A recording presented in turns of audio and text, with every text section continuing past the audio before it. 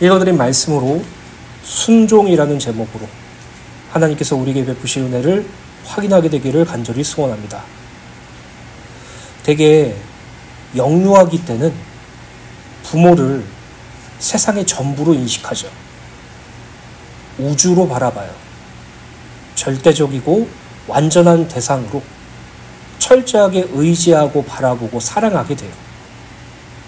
그러나 영유아기를 지나 사춘기를 겪게 되고 점점 초등학교, 중학교, 고등학교로 성장하게 될 때 부모의 실수를 보게 돼요. 부모의 허점을 보게 돼요. 완벽했던 아빠, 엄마가 완벽하지 않다는 걸 알게 되었고 그들도 나에게 똑같이 감정적으로 실수하거나 약한 모습을 보일 때가 드러날 때 그때 자녀들은 부모에 대한 신뢰가 깨지고 부모를 순종하지 않게 되죠. 그리고 조금 더 자립적이고 자기를 위한 삶을 살려고 노력하게 돼요. 거기서 부모와 자녀가 갈등이 일어나기 시작하죠. 부모는 이렇게 했으면 좋겠는데 자녀는 그게 나한테 맞지 않아. 그렇게 점점 나이를 먹게 되고 이제 부모님이 한 명의 인간이구나. 이 분들도 나와 똑같은 사람이구나라는 것을 점점 배워나갈 때 비로소 그분들을 이해하게 되고 예전의 갈등과 어려움과 부딪힘은 많이 사그라들고 또 새로운 가족의 하나의 형태로 이렇게 회복되는 모습을 보죠. 이러한 부분들을 말씀드리는 이유는 무엇이냐면요. 사실 구원받은 성도가 하나님께 순종하지 못하는 이유가 있어요. 하나님을 아버지로서 섬기고 경외하고 두렵고 떨림으로 사랑하지 못하는 이유가 있어요. 하나님의 말씀이 나의 뜻과 나의 계획과 맞지 않아 마음이 불편해져서 하나님의 뜻을 거스르는 것을 당연하게 생각할 때가 있어요. 그 이유는 무엇인지 아십니까? 하나님이 실수하시고 허점이 있으시고 약하시고 하나님한테 여러 가지 인간적인 면모에 문제가 있어서가 아니라요. 우리가 하나님을 아버지로 믿지 않기 때문이에요. 하나님을 신뢰하지 않기 때문이에요.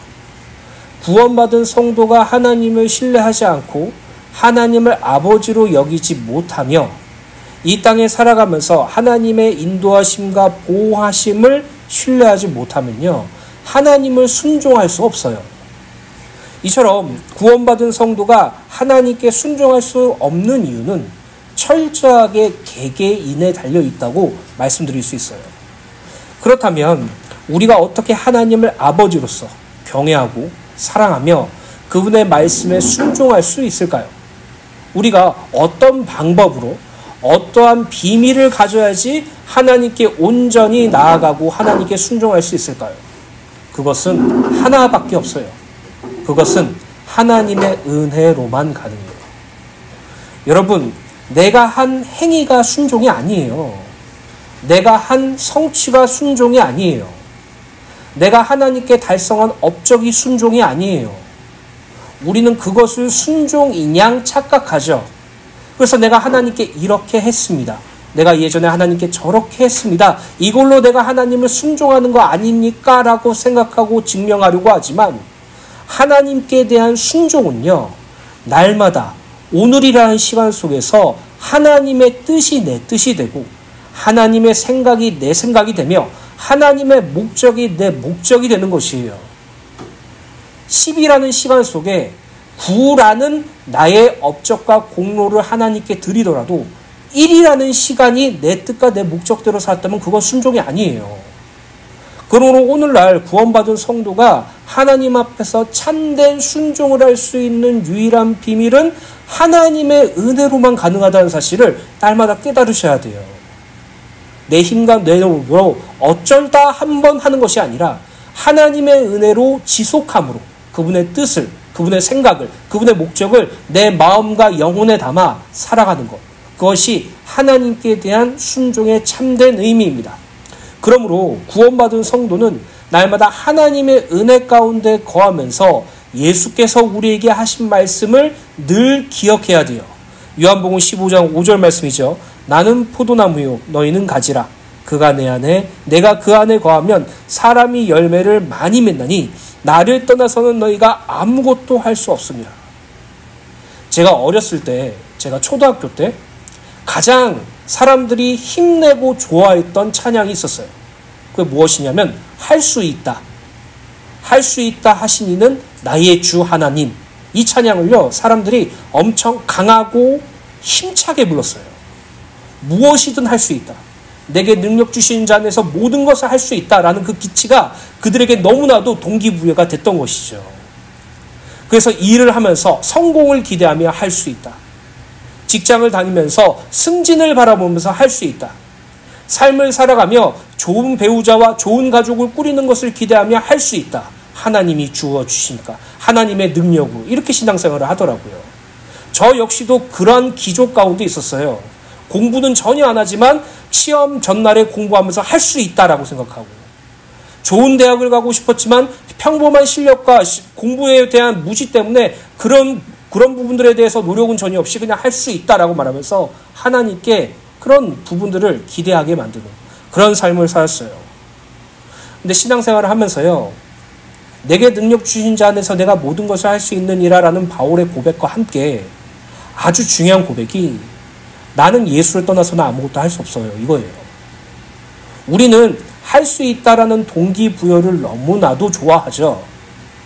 오랜만에 내가 하나님께 나와서 예배드리고 내가 하나님을 사랑하고 주님을 위하여 살기 위해서 예배드리러 이 자리에 나왔는데 말씀에 좀 힘나게 해주시면 안 될까요? 일주일 동안 일 때문에, 사람들 때문에, 내 개인적인 문제 때문에 늘 괴롭고 힘든 일투성이었는데 교회까지 와서 나를 이렇게 힘들게 해야 합니까? 교회에서 할 수 있다라고 말해주고 동기부여를 주고 힘을 주고 그러한 에너지를 줘서 세상에 나가서 살 수 있도록 도와줘야지 왜 계속 너는 아무것도 할 수 없다라고 말하고 있습니까? 너는 가치가 없다라고 말하고 있습니까? 왜 너는 증명하려고 하지 말고 부인하는 삶을 살라고 말하고 있습니까? 라고 생각하실 분이 더러 계세요. 그런 분들은 교회를 더 이상 못 다니죠. 자기 귀에 만족을 주는 교회로 옮길 수밖에 없어요. 근데 예수께서 친히 말씀하셨어요. 포도나무의 가지가 떨어지면 말라 비틀어져 사그라들듯이 너희들은 나를 떠나서는 아무것도 할 수 없어. 이 고백이요, 우리의 고백 되길 소원합니다. 맞습니다. 나는 주님을 떠나서는 아무것도 할 수 없어요. 그러나 주님 안에서는 나는 무엇이든 할 수 있어요. 내게 은혜를 부시고 나를 통해서 그리스도의 열매를 맺게 하여 주시옵소서.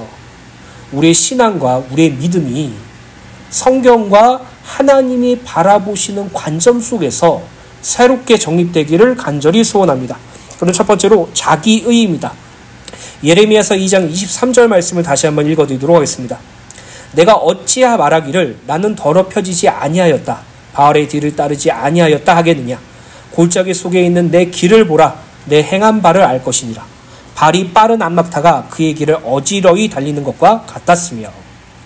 본문 23절을 보면 하나님께서 이스라엘 백성의 죄와 더럽혀진 자기의 곧 스스로 의롭다고 여기는 마음을 폭로하고 계시죠. 당시 남유다는 하나님을 떠나 우상을 섬기면서도 스스로 이렇게 말했어요. 나는 더럽히지 않았어. 나는 바알을 따르지 않았어. 나는 의로워라고 고백했어요. 그러나 하나님은 그들의 거짓을 드러내시며 골짜기 속에 있는 내 길을 보라. 내 행한 바를 알 것이나 라고 말씀하세요. 골짜기 속에 있는 내 길이란 무엇을 의미합니까? 여기서 골짜기는 흰놈의 골짜기를 가리키는데 남유다가 인신공양 곧 우상에게 자녀를 불태워 제사하던 장소였어요. 하나님은 그들이 입으로는 자신을 변호하지만 실제로 끔찍한 죄를 짓고 있음을 지적하신 것이에요. 여러분, 하나님께서 이스라엘 백성들에게 명하신 제사는 순하고 흠없고 점없는 어린 양과 여러 제물을 통한 제사였어요. 그 제사들은 철저하게 하나님과 단절된 죄로 타락한 인간의 죄를 그리스도 예수께서 오셔서 구원 사역을 이루시기 전까지 유보시키는 일이었어요. 즉 그들은 그 제물들의 죽음을 보면서 자기들의 죄의 결과가 얼마나 끔찍한지 깨닫고 하나님께서 약속하신 여자의 후손 곧 메시아가 이 땅에 오실 때 하나님께서 그 죄를 완전히 깨끗하게 씻어주시고 작은 자부터 큰 자까지 하나님을 알게 하시며 죄를 기억하지 않게 하시겠다는 그 언약을 소망하며 하나님께 제사 드렸어요. 그러나 흰놈의 골짜기에서 우상에게 하였던 제사는 무엇입니까? 무엇을 먹을까? 무엇을 마실까? 무엇을 입을까를 위하여 자기 자녀까지 불태워 죽였다고요. 지금 그가 누구니까 어느 나라고요? 남유다라고요.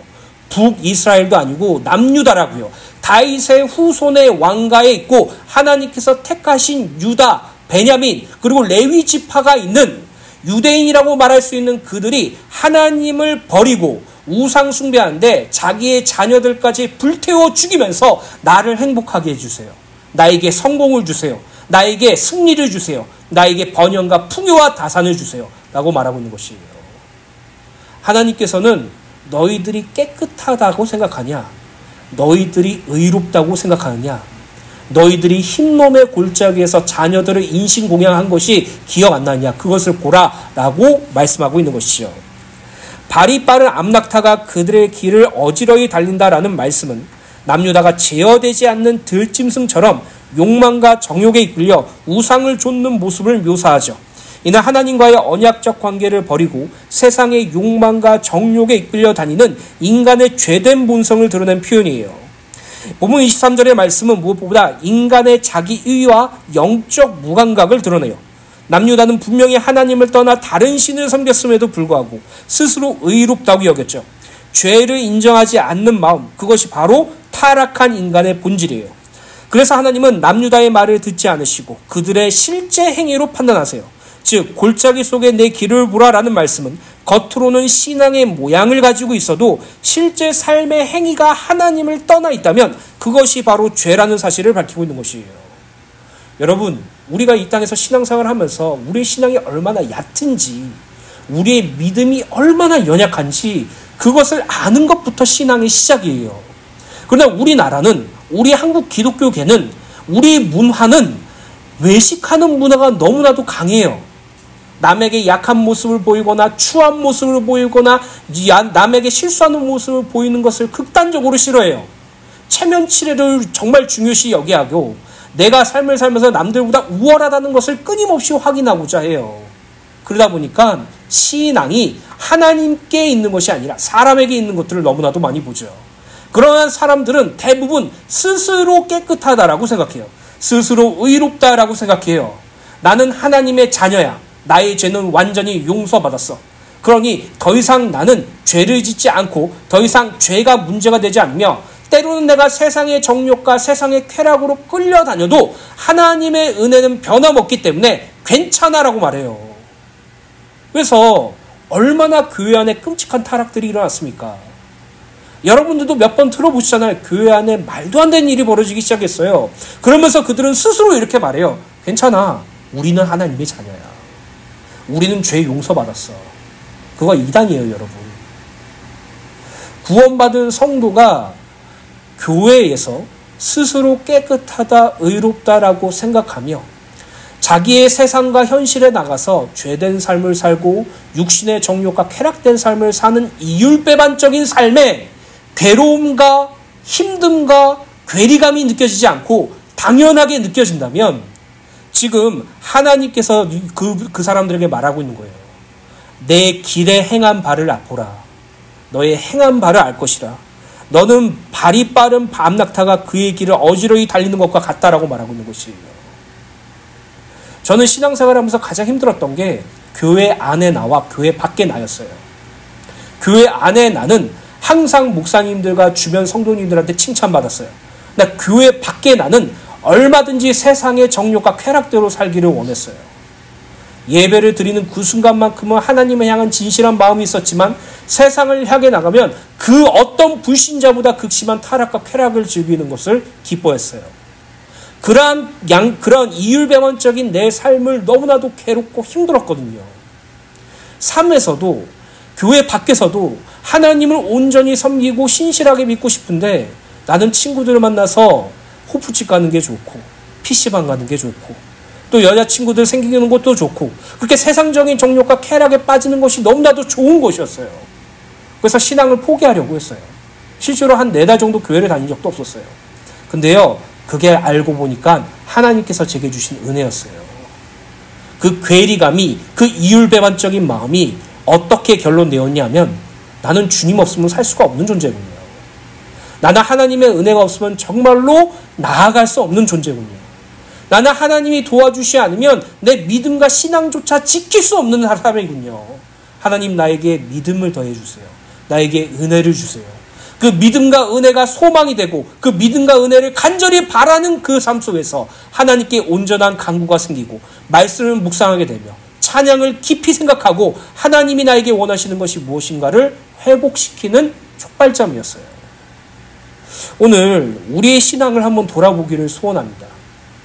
교회 안에 나와 교회 밖에 내가 다르다면, 교회 안에서 내가 생각하는 것과 교회 밖에서 내가 생각하는 것과 다르다면 그건 정상적인 것이 아니에요. 온전한 신앙이 아니에요. 교회를 마치 학교 다니듯 한번 왔다 갔다 하는 출석 체크로 여기며 신앙생활을 한다면 그거는 온전한 신앙이 아니죠. 오늘 저와 여러분들이 스스로 말씀이라는 거울을 통해서 여러분들을 직면하게 되시기를 소원합니다. 정리하자면 23절의 말씀은 타락한 인간의 전적인 부패를 보여주죠. 죄에 빠진 인간은 스스로 하나님께 돌아올 수 없고 심지어 자신의 죄조차 깨닫지 못해요. 남유다가 스스로 자신을 가리켜 나는 더럽히지 않았다라고 말한 것은 단순한 거짓이 아니라, 모른 척하고 거짓말한 것이 아니라 완전히 타락한 상태를 보여줘요. 사람은 본능적으로 자신을 의롭다고 여기며 마음속 깊은 곳에서 끊임없이 우상을 만들어내죠. 그들은 하나님 앞에서 율법과 제사를 지켰지만 마음은 바알을 따르고 있었던 것이에요. 결국 본문 23절의 말씀은 인간의 죄성과 하나님의 은혜를 함께 보여주는 말씀이에요. 인간은 스스로 깨끗하다 주장하지만 하나님은 그 마음의 실상은 아시죠. 그러나 그 하나님의 죄를 드러내는 동시에 회복의 길을 열어주시죠. 그러므로 참된 신앙은 자기의가 아니라 오직 하나님의 은혜와 긍휼에 의지하여 살아가는 것이에요. 하나님은 자기 백성을 끝까지 붙드시며 그들을 다시 정결하시는 분이에요. 여러분, 죄가 깊은 곳에 은혜가 있어요. 그 말은 죄를 많이 지으면 은혜도 더 받는다는 말이 아니에요. 죄가 바라보고 죄가 무엇인지 깨달고 절망할 때 비로소 하나님을 찾게 되는 은혜가 있다는 뜻이에요. 오늘 저와 여러분들이 날마다 하나님 앞에서 스스로 깨끗하고 의롭다라고 착각하지 마시고, 하나님께 나는 주님의 은혜가 없으면 아무것도 할 수 없는 존재입니다 라고 고백하는 자기 부인의 신앙이 회복되기를 간절히 소원합니다. 요한일서 1장 6절부터 10절 말씀 세번역 성경입니다. 우리가 하나님과 사귀고 있다고 말하면서 그대로 어둠 속에서 살아가면 우리는 거짓말을 하는 것이요 진리를 행하지 않는 것입니다.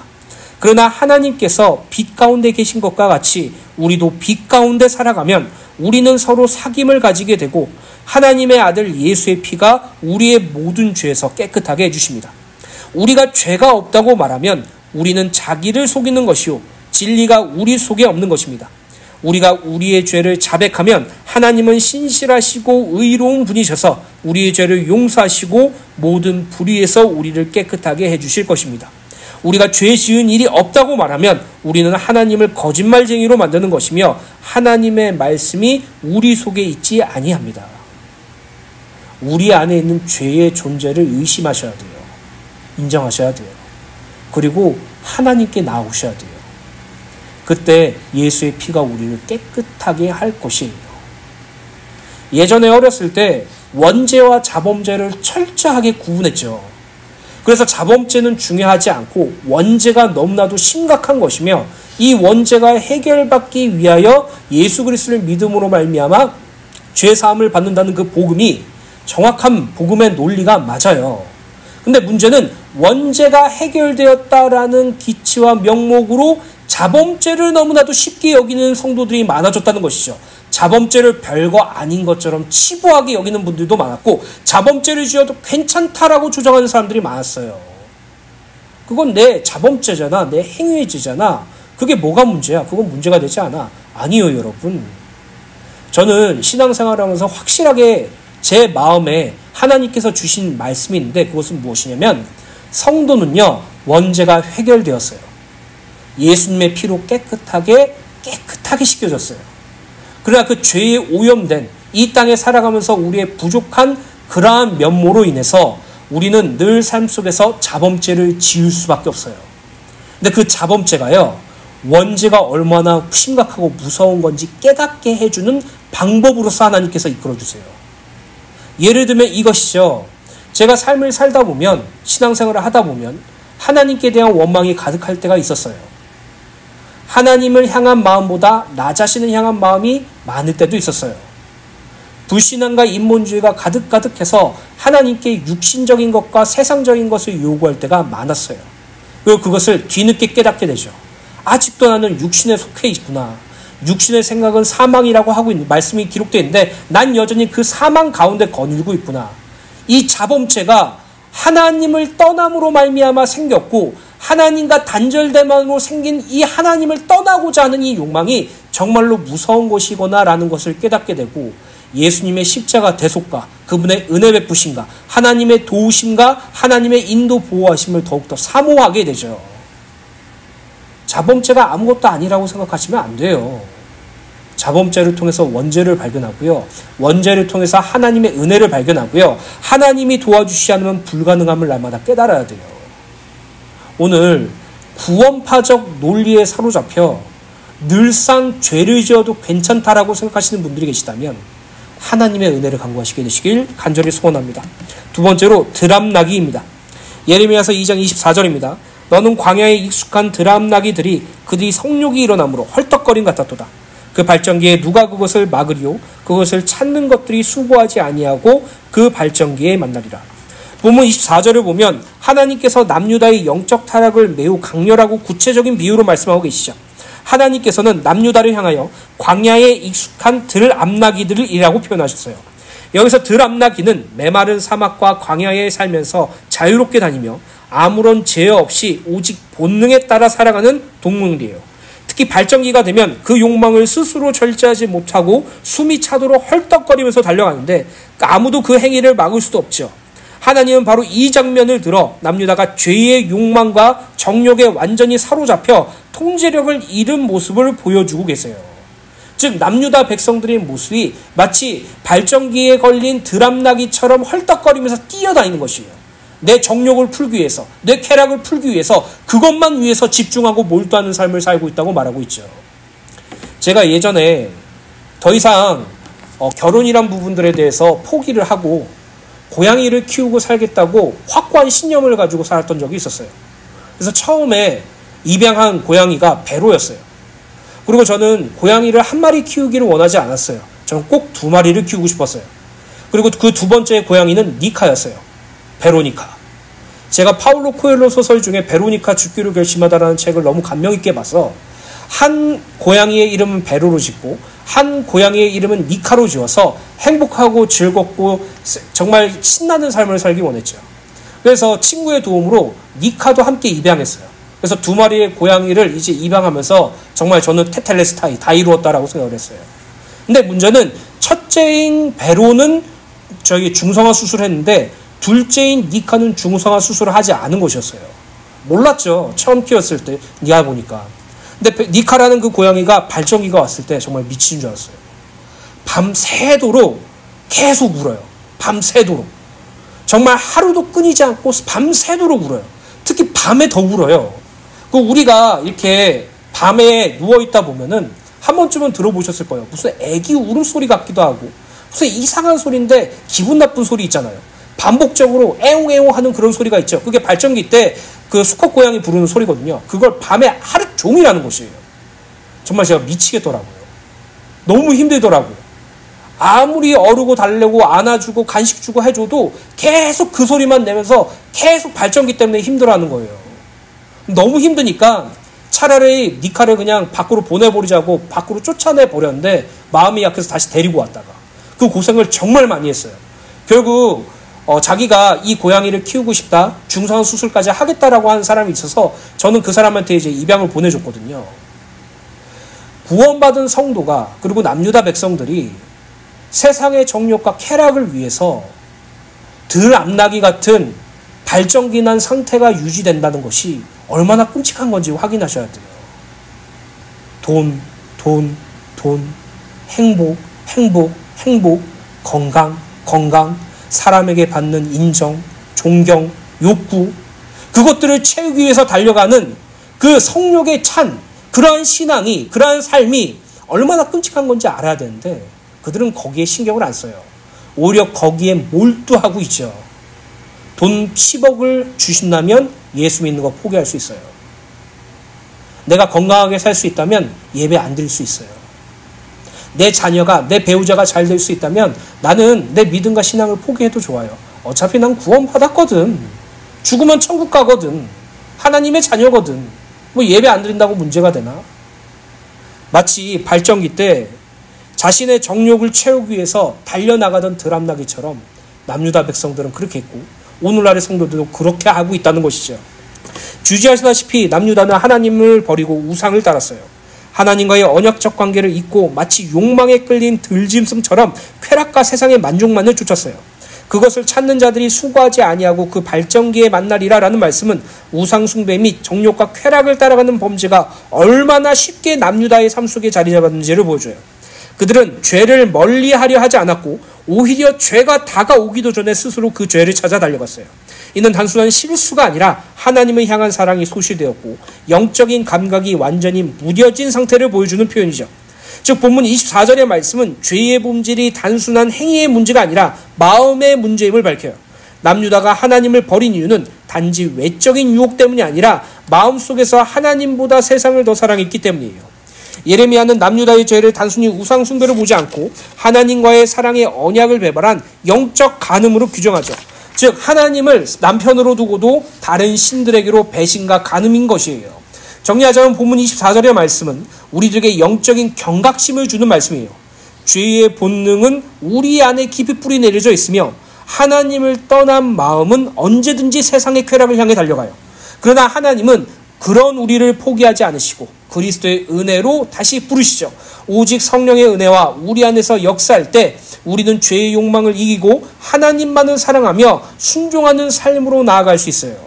그러므로 우리는 언제나 하나님을 잊지 말아야 하며 세상의 죄와 욕망에 자신을 내어주지 않도록 깨어 있어야 해요. 어떻게 깨어 있어야 할 수 있을까요? 어떻게 우리가 깨어 있을까요? 오직 하나님의 은혜로만 살아갈 수 있음을 마음에 새기고 그 은혜를 구하며 살아가야 해요. 우리가 삶을 살아갈 때 긍정적으로 살아가는 사람들 중에서 가장 좋은 장점 중 하나가 바로 반성이라고 생각해요. 자신을 객관적으로 바라보고 자기 객관화가 충분하게 되어 있는 상태에서 자신의 단점들을 올바르게 직면하고 반성하고 그것을 더 잘하려고 노력하는 그 자세가 우리가 삶을 살면서 자아 실현에게 엄청난 좋은 영향을 주고 있다고 생각이 들어요. 이처럼 구원받은 성도들도요, 영적인 반성이 필요해요. 내 죄가 죄라는 것을 인정하고 내 불신앙이 불신앙이라는 것을 증명하고 하나님의 은혜가 아니면 절대로 부족하다, 절대로 할 수 없다는 것을 철저히 깨닫고 주님의 은혜를 구하는 삶, 그 삶이 구원받은 성도가 가져야 될 은혜라고 생각합니다. 여러분, 죄의 유혹과 세상의 쾌락과 사단의 시험은요, 우리의 결심으로 이길 수 있는 종류가 아니에요. 우리의 신념으로 꺾을 수 있는 그러한 것들이 아니에요. 사탄은 예수님도 시험하셨어요. 완전한 하나님이고자 완전한 인간인 예수님도 시험했다니까요. 그 말은요, 모든 인간에게 사단의 시험과 유혹이 있다는 말이며 불신자들은 그 시험과 유혹을 정답이라고 생각한 채 달려가고 성도들은 그 시험과 유혹을 매력 있게 여기며 거기로 가려고 해요. 누구나 대마가 될 수 있어요. 세상을 사랑하여서 간 대마처럼 될 수 있어요. 그러나 하나님의 은혜로 말미암아 우리는 온전히 설 수 있어요. 하나님께서 도와주시고 우리를 견고하게 하심으로 말미암아 우리는 온전해질 수 있어요. 그래서 구원받은 성도는 죄의 유혹과 사단의 시험을 스스로의 힘과 의지적인 결단으로 이기는 것이 아니라 죄의 유혹과 사단의 시험 속에서 하나님을 바라보고 하나님의 은혜를 구하는 것이 온전한 신앙이라는 것이에요. 성령님의 도움을 받는 것이 온전한 시험이에요. 그래서 여러분들이 불신앙을 하게 될 때, 그 불신앙을 직면하게 될 때 여러분은 성령님의 도움을 따라가세요. 하나님의 은혜를 따라가세요. 갈라디아서 5장 16절에서부터 24절 현대인의 성경을 읽어드리겠습니다. 여러분은 성령님의 인도를 따라 사십시오. 그러면 육체의 욕망을 채우려고 하지 않을 것입니다. 육체의 욕망과 성령님이 바라시는 것은 정반대입니다. 그러므로 이 둘은 서로 대적하여 여러분이 하고 싶은 일을 못하게 합니다. 그러나 여러분이 성령님의 인도를 받으면 율법의 지배를 받지 않습니다. 육체의 행위는 명백하게 드러나기 마련입니다. 이것은 음행과 더러움과 방탕과 우상숭배와 마술과 원수 맺는 것과 다툼과 시기인 화내는 것과 당파심과 분열과 이단과 질투와 술주정과 흥청대며 먹고 마시는 것과 그리고 이와 같은 것들입니다. 내가 전에도 여러분에게 경고했지만 다시 경고합니다.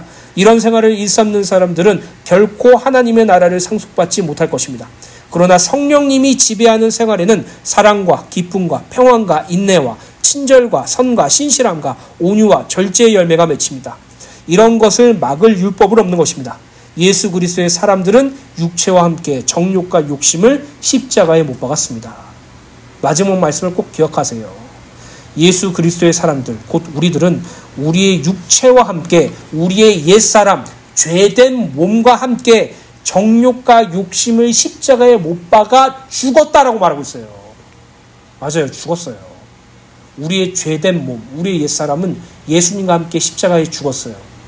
우리의 정욕과 욕심이 십자가에서 죽으셨어요. 날마다 여러분들 자신에게 선포하세요. 나의 옛사람과 나의 정욕은 십자가에 죽었습니다. 나는 이제 하나님께 대하여 살아가는 존재입니다. 이 고백이 날마다 여러분들에게 이루어지기를 예수님의 이름으로 축복합니다. 세 번째 대지와 결론 부분은 다음 주 주일날 연결해서 하도록 하겠습니다.